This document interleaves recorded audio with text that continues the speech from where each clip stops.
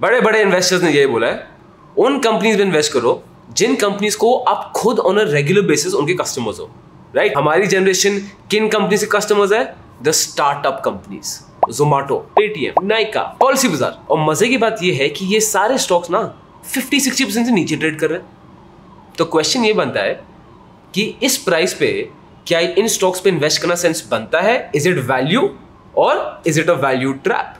आज यही जानने वाले, आ जाओ।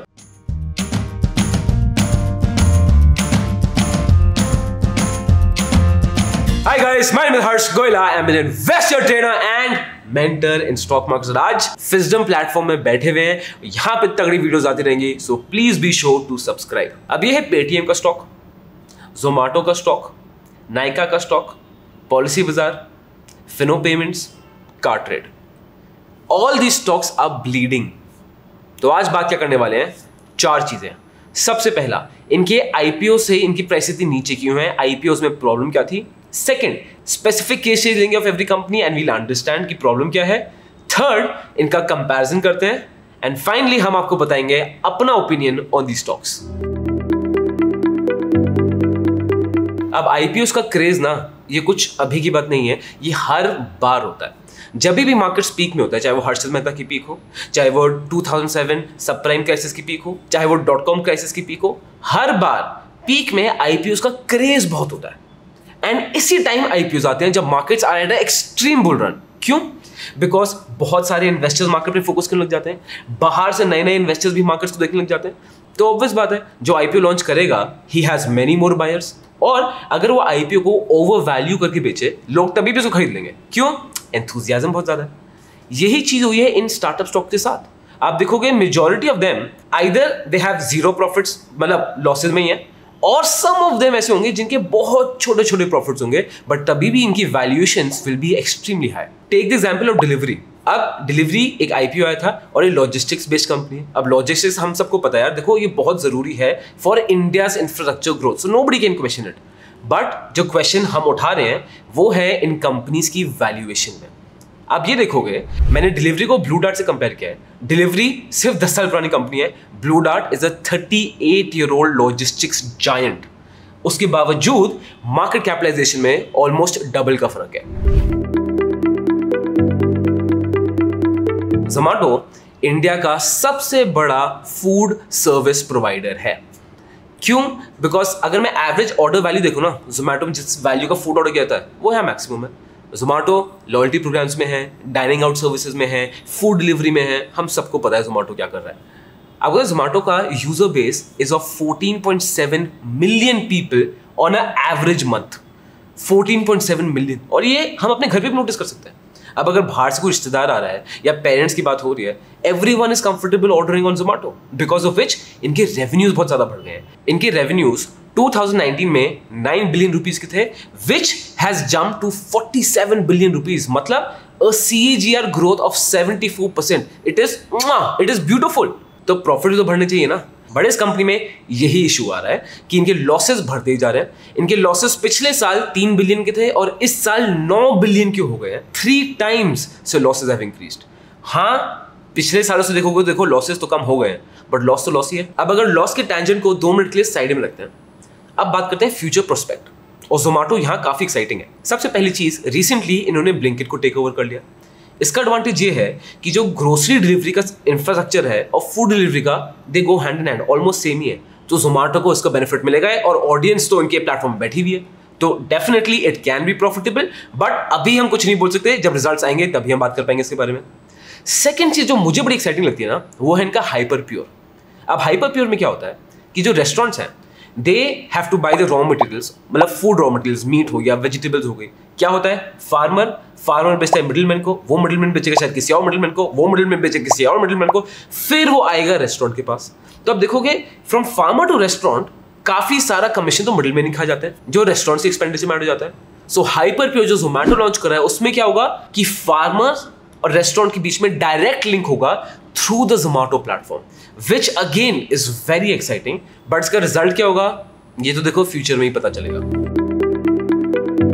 पेटीएम हिंदुस्तान का सबसे बड़ा पेमेंट प्लेटफॉर्म है, one of the leading digital ecosystem है। पेटीएम का नाम ही बहुत है यार। अब पेटीएम क्या करता है क्या नहीं करता है ये हम सबको ना डे टू डे पता है, बट जो चीज़ हम शायद ऑब्जर्व नहीं करते कि पेटीएम में 2 crore businesses and merchants listed हैं। Just imagine 2 crore businesses and merchants और 30 करोड़ कंज्यूमर्स लिस्टेड हैं ऑन पेटीएम। 30 करोड़, ये कितना बड़ा है इसके लिए आपको एक पर्सपेक्टिव देता हूं। इंडिया में 138 करोड़ की पॉपुलेशन है। इसका मतलब 20% of the population is using Paytm. Can you imagine the scale of it? अब पेटीएम 2 तरीकों से पैसे कमाता है। सबसे पहले पेमेंट बाय फाइनेंशियल सर्विसेज। अब यहाँ पे क्या होता है, मर्चेंट्स से लेते हैं सब्सक्रिप्शन फीस। जो फाइनेंशियल इंस्टीट्यूशंस हैं जो क्रेडिट कार्ड ऑफर करते हैं, जो लेंडिंग सर्विस ऑर्डर करते हैं, उनसे इनकी पार्टनरशिप हो जाती है एंड हम कंज्यूमर से ये लेते हैं कन्वीनियंस फीस। सेकंड इनका इनकम सोर्स है कॉमर्स एंड क्लाउड सर्विसेज से और ये 25% इनकम इनको देता है। बेसिकली ये ब्रांड कैंपेन्स रन करते हैं ऑन दैट प्लेटफॉर्म। तो किसी को एडवर्टाइज करना है, कोई नया प्रोडक्ट लॉन्च करना है, किसी को एक्स्ट्रा आइज अपनी प्रोडक्ट से अपनी ब्रांड पे लानी है, तो पेटीएम वहां काम आता है। तो यार बात का तात्पर्य ये कि पेटीएम ना मर्चेंट्स की और कंज्यूमर्स दोनों की लाइफ इतनी ज्यादा इजी करता है and that is why more and more people are using Paytm. आप इनके रेवेन्यूज देखिए, revenues has been constantly increasing, but दिक्कत फिर से वही है दैट इनके प्रॉफिट्स है ही नहीं, उल्टा लॉसेज हो रहे हैं। एंड 2021 में तो चलो लॉस हुआ था, कम हो रहा है, तो था कि शायद पॉजिटिव डायरेक्शन है, बट 2022 में दोबारा इतना बड़ा लॉस हो गया। हाँ कस्टमर्स आ रहे हैं, हाँ मर्चेंट्स भी आ रहे हैं, हाँ ये बहुत मेजर प्रॉब्लम भी सॉल्व कर रहा है, बट ये लॉसेज में है। प्रॉफिट्स में कब आएंगे कुछ नहीं कह सकते, but according to the management सितंबर 2023 के बाद पेटीएम विल बी प्रॉफिटेबल। और अगर ये वीडियो अभी तक देख रहे हो तो हल्का सा वीडियो को स्क्रॉल अप करो, लाल सब्सक्राइब का बटन दिख रहा है उसको क्लिक करो और साइड में एक लाइक का बटन दिख रहा है इसको भी दबा दो। नायका एक इंडियन ई कॉमर्स कंपनी है, 2012 में शुरू हुई थी और एक काफी फेमस है बिकॉज इसका एक वुमेन फाउंडर है जो हमारे स्टार्टअप कम्युनिटी में अभी भी बहुत कम है, by the name of Falguni Nair, and I am sure आपने इनके बारे में सुना ही होगा। अब ये कंपनी एग्जैक्टली किस चीजों में है? ये है wellness, beauty products, personal care products में। एंड 2020 में इनके पास 2000 ब्रांड्स लिस्टेड थी with a product range of 2 lakh products, और अब तो आई एम श्योर बहुत ज्यादा बढ़ गया होगा। And Nykaa has done so well और वो उनके फाइनेंशियल में भी दिख रहा है। जैसे आप देख सकते हो इनकी मंथली यूनिक विजिटर्स वो बढ़ गए हैं, इनके यूनिक ऑर्डर्स जो पहली बार ऑर्डर्स हो रहे हैं वो बढ़ गए हैं, इनके ऑर्डर्स इन वैल्यू वो बढ़ गए हैं। So everything is going well और यही चीज दिख रही है हमें इनके प्रॉफिट स्टेटमेंट्स में, जहां पे इनकी profitability slowly and steadily increase ही होती जा रही है। अब मेरे दिमाग में एक क्वेश्चन बहुत आया कि out of all the startup companies why is की नायका प्रॉफिटेबल है? इसके 3 मेजर रीजंस है। सबसे पहला है नायका की ब्रांड वैल्यू। नायका जो शब्द है ना ये सिनोनिम हो गया है ऑफ मेकअप, ब्यूटी। जैसे आप नायका सुनते हो आपको मेकअप और कॉस्मेटिक्स ही ध्यान आता है, आपके दिमाग में वही पिक्चर बनती है, which is a very strong thing for Nykaa because कुछ भी आपको चाहिए मेकअप ब्यूटी सीधा सबसे पहले आप नायका में जाओगे। उसके बाद आता है इनके पास काफी ब्रांड्स जैसे MAC, Glam Glow, Huda Beauty, के ब्रांड्स, बहुत सारी ऐसी ब्रांड्स हैं जो सिर्फ नायका फर्स्ट में आती हैं, तो ऑब्वियसली जो इनके कस्टमर्स हैं वो भी नायका प्लेटफॉर्म में आएंगे। एंड तीसरा, नायका पर्सनली कोई डिस्काउंट नहीं देता। आप देखोगे नायका में डिस्काउंट्स चल रहे हैं बट वो नायका के डिस्काउंट नहीं है, वो ब्रांड डायरेक्टली डिस्काउंट दे रहा है to be mentioned on the Nykaa platform. तो अपनी जेब से नायका डिस्काउंट गिविंग में कैश बर्न नहीं कर रहा है। पॉलिसी बाजार, पैसा बाजार, इंडिया के अगर डिजिटल प्लेटफॉर्म में सबसे बड़ा कोई है ना इन टर्म्स ऑफ इंश्योरेंस या कोई लेंडिंग सर्विस, आपके दिमाग में एक ही घंटी बजने वाली है, पॉलिसी बाजार या पैसा बाजार के बारे में। पॉलिसी बाजार का 92% मार्केट शेयर है, 92%। इसको मार्केट शेयर नहीं बोलते हैं, इसको वो बोलते हैं कि पूरा मार्केट इन्हीं का है फॉर द टाइम बीइंग। इनके पास 6 करोड़ लोगों का कस्टमर बेस है, 40 इंश्योरेंस कंपनीज लिस्टेड है इन 32 cities, massive scale. And main चीज मुझे पॉलिसी बाजार के बारे में अच्छी लगती है ना, they are a asset light company. इसमें क्या होता है, ये किसी भी इंश्योरेंस को या किसी भी लेंडिंग डील को अंडरराइट नहीं करेंगे, इसमें नहीं होगा। They are just a platform to connect the consumer and the company, और बीच में they will charge their commission, जिसमें ये सिर्फ प्लेटफॉर्म प्रोवाइड कर रहे हैं और ये रिस्क नहीं लेते। ये सुनने में तो बड़ा अच्छा लग रहा है, बट इसके बावजूद पॉलिसी बाजार का stock has come down by 60%। इसका एक बहुत मेजर रीजन है कि जो बड़े बड़े इंस्टीट्यूशनल इन्वेस्टर्स होते हैं, जो बड़े इन्वेस्टर होते हैं जिन्होंने पॉलिसी बाजार में पैसा डाला था, इनका था 1 साल का लॉक इन पीरियड कि 1 साल से पहले आप अपने स्टॉक्स नहीं बेच सकते। और जिन जिनके लिए 1 ईयर लॉक इन पीरियड खत्म हो रहा है वो बड़े बड़े investors are selling their stocks. अब आप खुद सोचो, इतने सारे स्टॉक्स बिकने में सप्लाई इतनी हाई है और डिमांड स्टॉक्स इतनी सी है, शेयर प्राइस नीचे आएगी। यही पॉलिसी बाजार के साथ हो रहा है। As a matter of fact Policy Bazaar की मैनेजमेंट तो अब ये भी ट्राई कर रही है कि जो दूसरे इंस्टीट्यूशनल इन्वेस्टर्स जो बेचने वाले होंगे जब उनका 1 ईयर एक्सपायरी खत्म होगा, to safeguard the investors, retail investors जो पॉलिसी बाजार के स्टॉक में, they are trying to find कोई और बड़ा इन्वेस्टर मिल जाए जो इन इंस्टीट्यूशनल इन्वेस्टर्स के शेयर खरीद ले। अगर ये हो जाएगा तो डेफिनेटली जो रिटेल इन्वेस्टर्स है यार, उनको इतने डंडे नहीं खाने पड़ेंगे इन द पॉलिसी बाजार स्टॉक। अब सुनने में अगेन सबको बड़ा अच्छा लग रहा है, बट प्रॉब्लम यही है कि ये कंपनी मैसिव लॉस में है। 2016 में इनका 64 करोड़ का लॉस था और अब इन 2022 इनका लॉस है ऑफ 833 करोड़।